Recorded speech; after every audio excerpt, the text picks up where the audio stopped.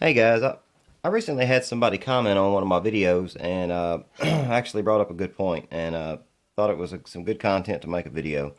They were asking about uh, they had this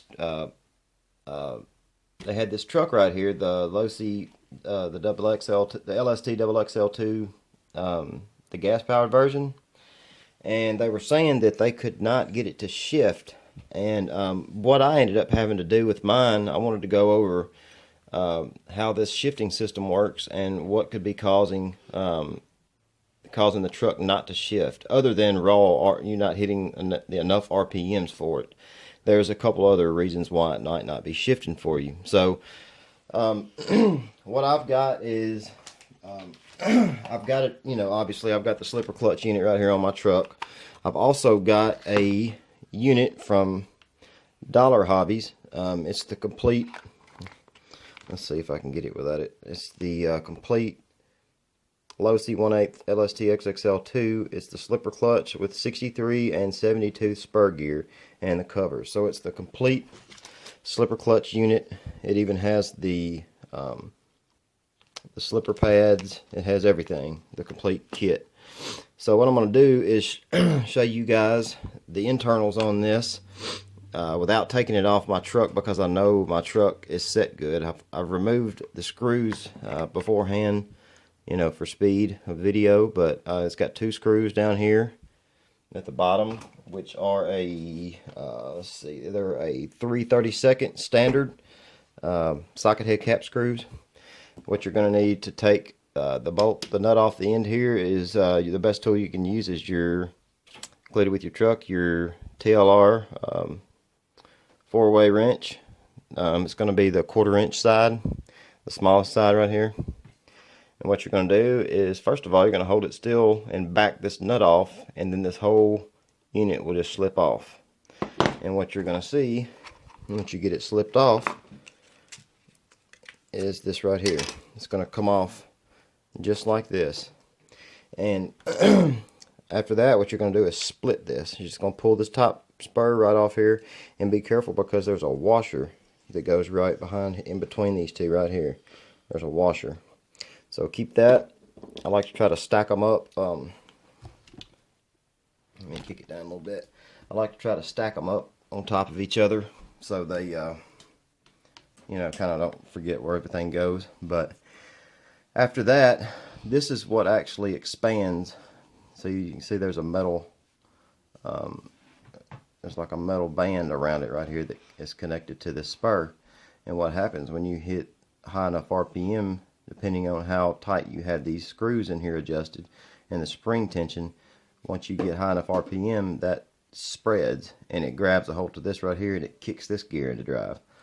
So that's basically all it is. It's very simple how it works. But one of the things that might be causing you not to shift, which actually was my issue, is these these from the factory come with some oil on these springs, and I believe this is a pretty widespread problem actually.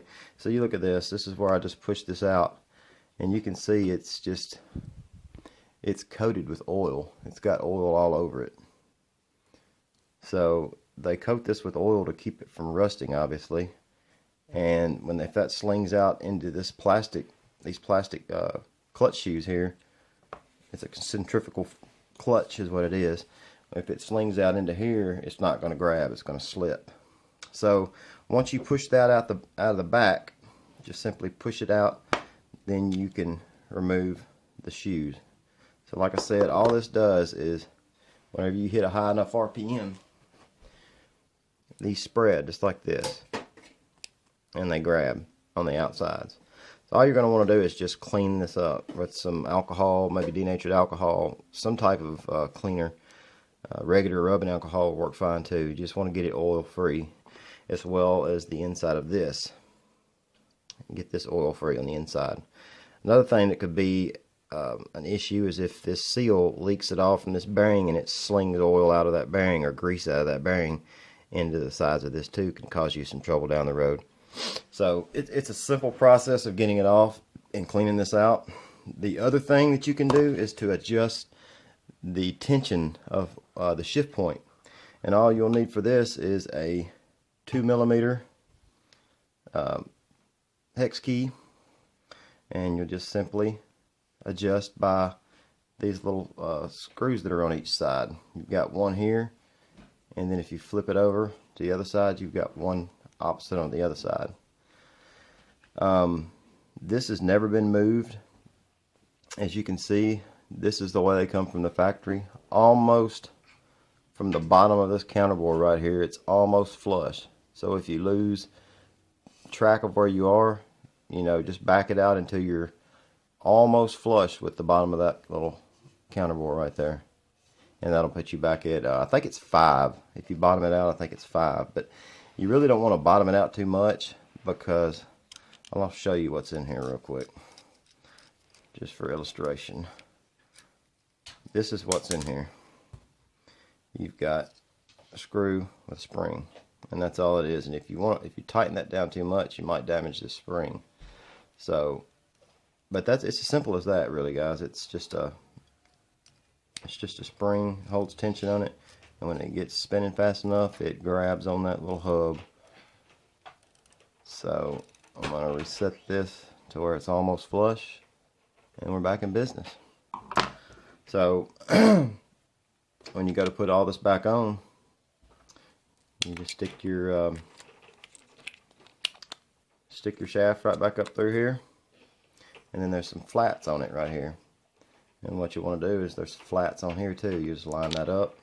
Actually, it's not that. It's the these little metal tabs that go over the flats. They line up with the flats, and you just push it back in. That's all it is. Then you got your washer. It goes over it, and then it just slides back into this one-way bearing. This is what's called a one-way bearing. It'll rotate in one direction. See, it'll rotate this direction, but it locks up. It grabs going the other direction, and that's how that works. I'm not going to get into all the slipper clutch unit. I guess I would make that to another video. I'm trying to keep this one kind of short, but I just wanted to go over make this video for that guy, especially that was having some trouble getting his truck to shift, and hopefully that'll help you out, man.